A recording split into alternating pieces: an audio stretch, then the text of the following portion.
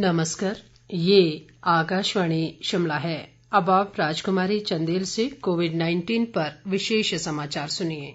केंद्रीय स्वास्थ्य मंत्रालय की ई संजीवनी ओपीडी नाम की टेलीमेडिसिन सेवा के तहत 1,58,000 लोगों ने ऑनलाइन परामर्श के लिए अपना पंजीकरण कराया है। केंद्रीय स्वास्थ्य मंत्री डॉक्टर हर्षवर्धन ने बताया कि ई संजीवनी सेवा से 2 प्रकार की टेली परामर्श सेवाओं की शुरुआत हुई है, जिसमें से एक है ई संजीवनी, जिसमें डॉक्टर से डॉक्टर के बीच परामर्श, और दूसरी का नाम ई संजीवनी ओपीडी है, जिसके तहत रोगी डॉक्टर से परामर्श ले सकते हैं।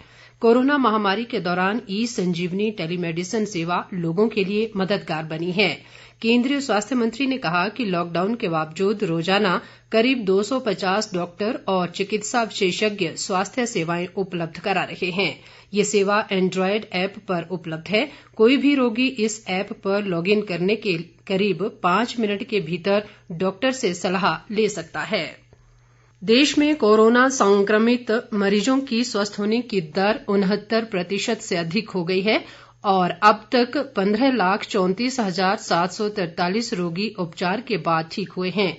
कोरोना पॉजिटिव लोगों की संख्या कुल 22,15,070 हो गई है। मौजूदा समय में देश भर में 6,34,945 कोरोना पॉजिटिव विभिन्न अस्पतालों में उपचाराधीन हैं। देश में पिछले 24 घंटों के दौरान कोरोना की रिकॉर्ड जांच हुई है। इस दौरान 4,77,023 नमूनों की जांच की गई। देश में अब तक 2,45,83,558 मामलों की कोरोना जांच की गई है। केंद्र सरकार ने बहुत कम समय में ही कोरोना के प्रभावी प्रबंधन के लिए स्वास्थ्य ढांचे को मजबूत किया है। इधर प्रदेश में कोरोना संक्रमितों की संख्या बढ़कर 3,371 तक पहुंच गई है।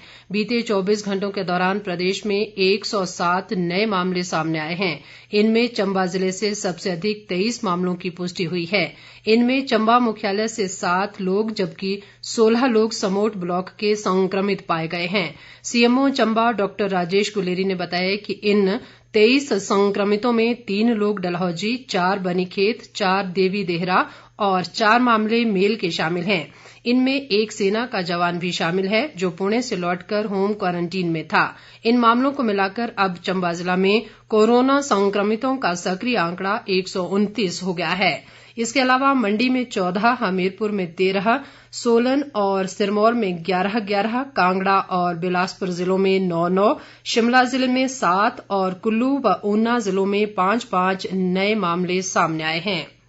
स्वास्थ्य विभाग द्वारा जारी बुलेटिन के अनुसार अब तक 2,181 लोग उपचार के बाद ठीक हुए हैं। बीते 24 घंटों में 100 मरीज कोरोना महामारी को मात देकर वापस घर लौटे हैं।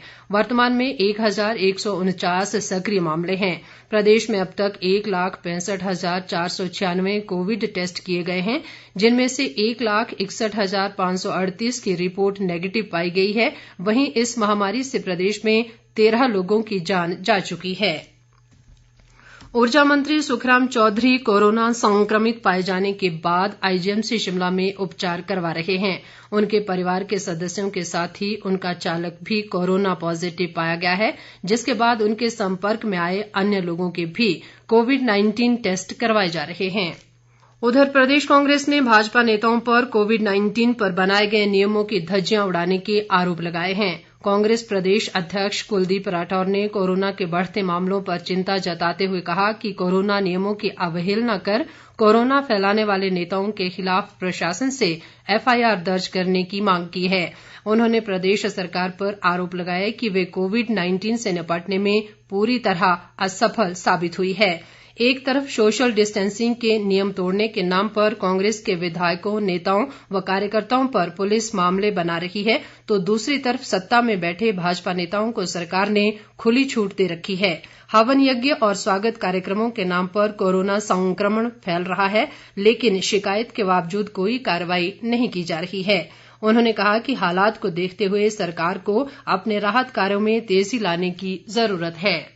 भारत ने पिछले कई दिनों से लगातार एक ही दिन में 6 लाख से अधिक परीक्षणों का सिलसिला जारी रखते हुए शानदार उपलब्धि हासिल की है। शनिवार को 7,19,364 परीक्षण किए गए हैं। स्वास्थ्य मंत्रालय ने कहा है कि राज्यों को संक्रमित व्यक्तियों का व्यापक रूप से पता लगाने, उन्हें तत्काल औरों से अलग रखने और उनके कारगर उपचार की व्यवस्था करने को कहा गया है।